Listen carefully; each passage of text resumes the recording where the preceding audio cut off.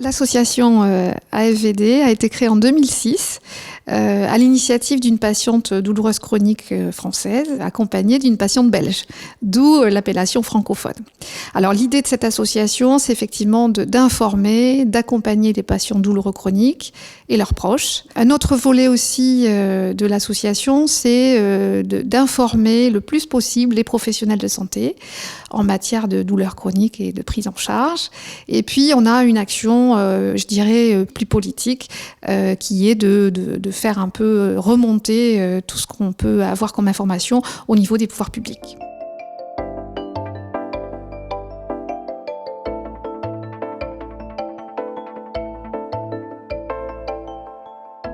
Depuis 2006, les choses ont quand même un peu changé, c'est-à-dire qu'en 2021, on a des structures qui existent, des structures dites antidouleurs, donc on appelle ça des CETD, des centres d'évaluation et traitement de la douleur. Il y en a environ un peu plus de 220 en France, disséminés un peu sur le territoire. Ces structures, en fait, elles sont là pour accueillir les patients qui sont adressés soit par un spécialiste, soit par un généraliste, et elles sont pluridisciplinaires. Ça veut dire qu'il y a un algologue à disposition des patients, mais pas seulement, il y a des kinésithérapeutes, il peut y avoir une aide psychologique. Encore une fois, nous, quand on accueille des patients, ils sont très usés par la douleur, leur parcours a duré longtemps, ce sont des gens qui sont épuisés, à la fois douloureux, certes, mais épuisés psychiquement. Donc, ces structures pluridisciplinaires, elles sont là aussi pour les aider sur ce plan-là. Il y a tout ce qu'on appelle des thérapeutiques non médicamenteuses, à la fois peut-être un peu de sophro, de la relaxation, pourquoi pas un peu d'acupuncture, pour essayer de mieux vivre la douleur. La vaincre, aujourd'hui, le mot est fort, c'est notre objectif, mais nous n'en sommes pas là.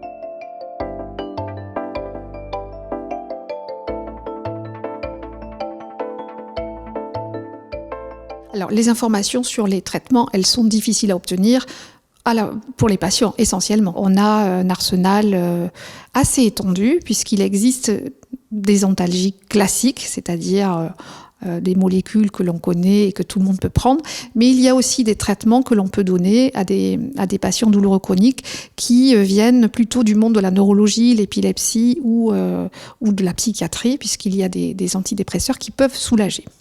Et puis, effectivement, il y a des thérapeutiques non médicamenteuses, et ça, c'est extrêmement difficile à connaître. Je pense notamment à la neurostimulation médulaire, qui, elle, est proposée dans des cas où les patients ont des lombocystiques sciatiques sévères ou qui ont été opérés du dos, et ça s'est mal passé, et donc il y a des douleurs neuropathiques résiduelles qui se sont installées. Et là, effectivement, les patients ne sont pas du tout informés de ce qui existe. Il y a des centres qui implantent en France, mais il n'y en a pas beaucoup, contrairement aux gains que peut apporter ce dispositif. Donc voilà, on a une vraie action à mener, à la fois auprès des malades, mais aussi auprès des professionnels de santé. Donc l'idée, c'est de dire aux généralistes, alors voilà, on y met des formes, bien évidemment, on ne va pas leur dire ce qu'il faut faire, on va pas leur apprendre leur métier, mais c'est vrai que souvent le généraliste, c'est le premier acteur de santé par rapport à son patient. Il va tâtonner, il va essayer, il va prescrire des médicaments, des radios, voilà, tout un tas de choses pour se rendre compte que finalement le patient n'a rien physiologiquement. Et le médecin généraliste, il a parfois du mal à adresser son patient à un spécialiste ou dans un centre antidouleur. Donc voilà, les centres antidouleurs, eux, connaissent parfaitement le dispositif de neuromodulation médulaire, mais c'est vrai que les généralistes ne connaissent pas. Donc nous, on a cette action-là à mener auprès des professionnels de santé.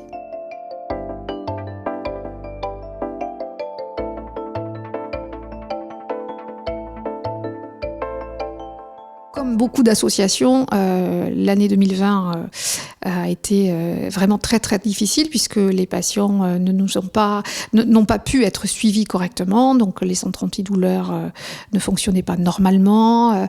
On dit souvent que finalement les patients ont déserté les hôpitaux. Oui, certes, mais il n'y avait aucune offre de soins. J'insiste, pour voir un généraliste lors du premier confinement, c'était vraiment très difficile. Nous, on a dû faire comme tout le monde, s'adapter, adapter notre communication, c'est-à-dire utiliser tous les outils de communication en visio, conférence notamment. Notre plateforme téléphonique d'écoute a fonctionné. On a eu quand même pas mal d'appels de patients qui étaient désespérés et on a pu, ne serait-ce que les écouter, ça les a beaucoup aidés. En revanche, on a fermé nos permanences d'accueil. Un autre grand regret, ce qui n'a pas recommencé, c'est l'éducation thérapeutique.